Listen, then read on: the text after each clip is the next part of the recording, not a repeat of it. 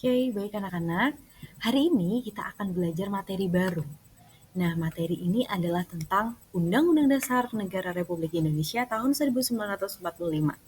Anak-anak pasti pernah ya mendengarnya. Apa sih kedudukan dan fungsinya? Nah, hari ini kita akan mempelajari itu. Nah, anak-anak, pasti setiap upacara anak-anak mendengar bahwa pembukaan UUD itu selalu dibacakan. Kok penting banget ya? Apa ya itu UUD? Kenapa pembukaannya selalu dibacakan? Nah, anak-anak, Undang-Undang Dasar Negara Republik Indonesia tahun 1945 yang biasa disebut UUD 1945 itu kedudukannya sebagai konstitusi atau hukum dasar. Nah, anak-anak, biasanya ini disebut sebagai konstitusi yang artinya sebagai hukum dasar. Apa itu hukum dasar? Hukum dasar adalah hukum yang dijadikan pegangan dalam penyelenggaraan suatu negara. Jadi, UUD ini sangat penting loh bagi Indonesia. Kedudukannya mengatur hal-hal yang mendasar yang diselenggarakan oleh negara ini.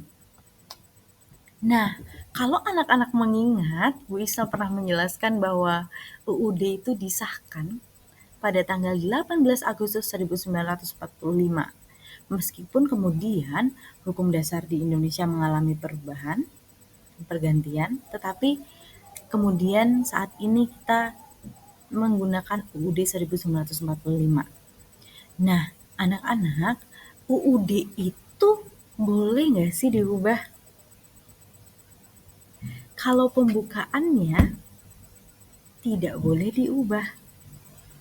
Kita pernah membahas itu. Tetapi untuk isi dari UUD, batang tubuhnya, pasal-pasal yang ada di dalamnya boleh diubah.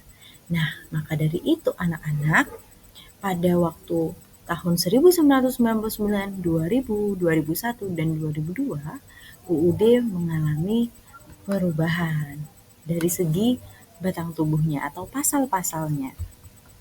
Nah, sebagai hukum dasar anak-anak, UUD ini merupakan sumber hukum bagi peraturan perundang-undangan. Jadi kalau misalnya ada undang-undang yang anak-anak tahu, pernah membaca, nah pasti sesuai dengan undang-undang dasar.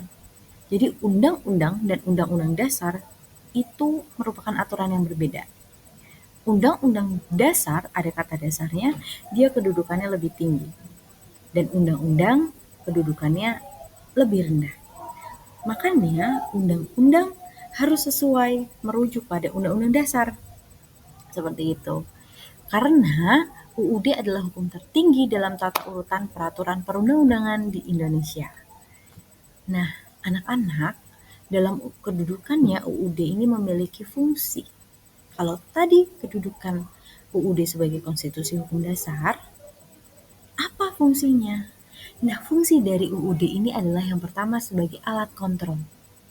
Dia itu mengontrol hukum yang lebih rendah sesuai atau enggak sih dengan UUD. Kemudian yang kedua adalah sebagai pengatur. Pengatur bagaimana kekuasaan negara disusun, dibagi, dan dilaksanakan. Dan yang ketiga adalah penentu. Menentukan hak dan kewajiban negara, aparat negara, dan warga negara. Jadi fungsi dari UUD ini sangat berpengaruh ya bagi Indonesia, menjadi dasar dalam penyelenggaraan negara kita.